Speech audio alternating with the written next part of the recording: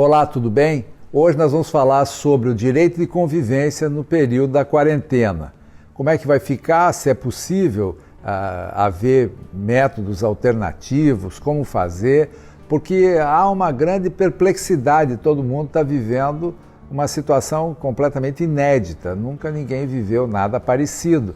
Então, as pessoas não sabem exatamente como proceder.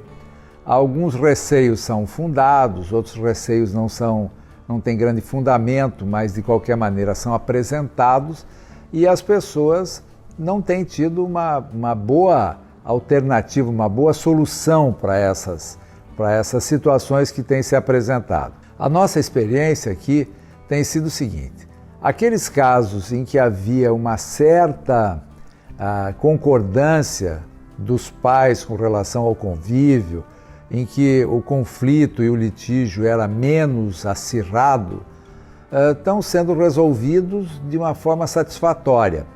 É claro que há uma concessão um pouco para lá, um pouco para o outro lado, mas de qualquer maneira sempre as próprias partes estão amadurecendo e tem sido uma excelente oportunidade para ver entendimento, para ver uma melhora no relacionamento.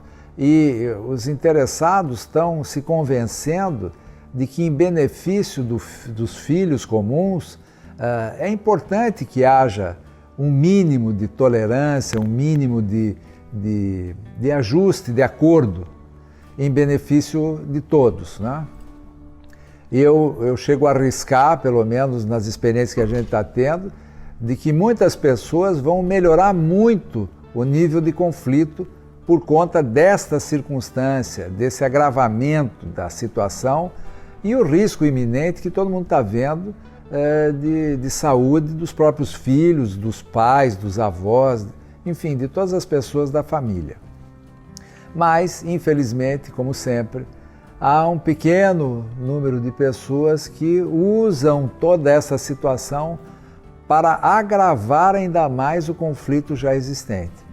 Seja porque tentam exercer a lei em seu benefício e daí têm todos os direitos atribuídos a si mesmos, sejam porque descumprem o que está acordado judicialmente ou descumprem a lei, e tudo isso em gestos de extremo egoísmo, né? E principalmente agravando ainda mais o emocional dos filhos.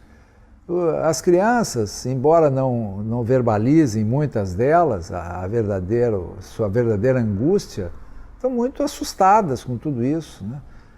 Às vezes tem crianças que estão afastadas dos seus avós há muito tempo, com quem conviviam muito.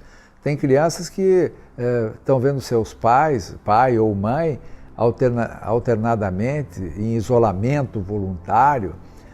Tem os filhos mesmo de pais separados que são profissionais de saúde, que estão lá com as suas dificuldades próprias da sua profissão. E as crianças, embora, como já disse, não manifestem isso de maneira formal, elas também têm as angústias, os seus medos, os seus receios, né? E definitivamente os pais, quando se desentendem, agravam isso tudo. Mas, infelizmente, as coisas nem sempre são resolvidas no bom senso. Então, a justiça tem sido acionada e há decisões para todas as possibilidades. Então, há decisões no sentido de que deve ser mantido o acordo anteriormente existente na justiça, independente da quarentena, independente do coronavírus. Existem decisões, aliás, suspendendo temporariamente a visitação, pelo menos até que se saia da quarentena, ou então até que as coisas fiquem mais claras, e depois esses períodos devem ser compensados no futuro. Mas há uma unanimidade. Nesse período, ainda que haja um afastamento físico, o meio eletrônico está totalmente franqueado. Então, a solução ou para aqueles que decidiram que não devem conviver por conta dos riscos próprios de cada situação particular, ou aqueles que estão com a visitação suspensa temporariamente por conta de uma decisão judicial.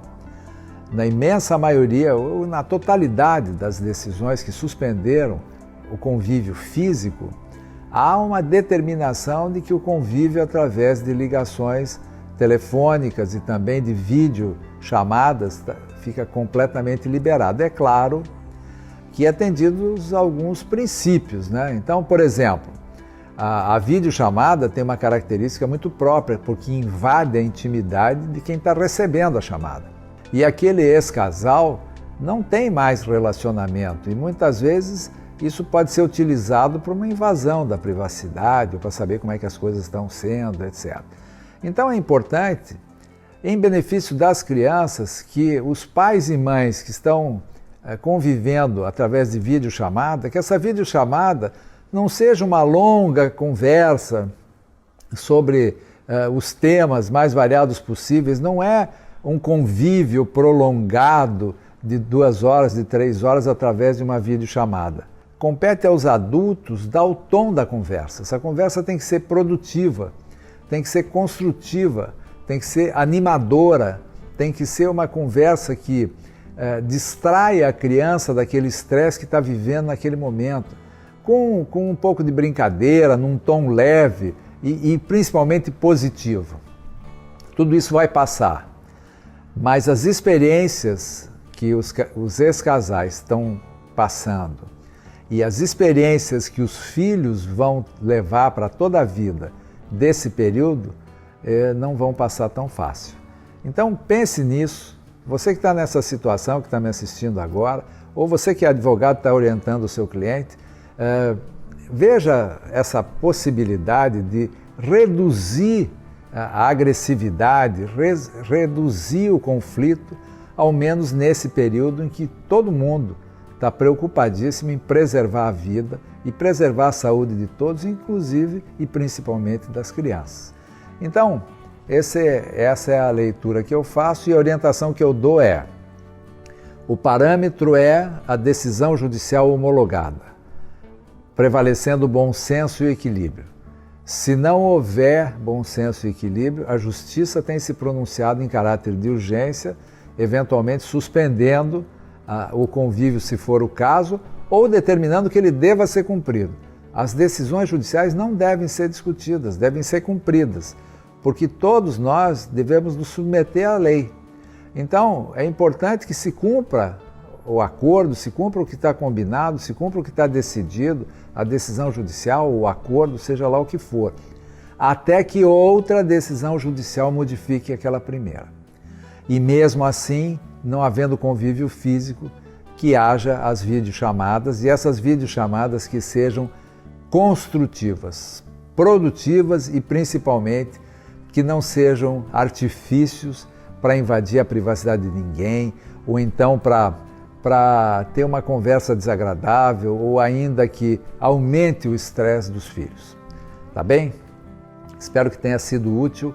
Gostaria também que vocês dissessem os seus temas preferidos, que nós vamos abordar nos próximos vídeos, circunstâncias próprias de quem está vivendo guarda compartilhada, convívio com os filhos, pagamento de pensão, essas coisas do direito de família nos tempos dessa quarentena e dessa situação do coronavírus. Tá bem? Um abraço para você, obrigado por ter estado conosco até agora e até a próxima. Tchau.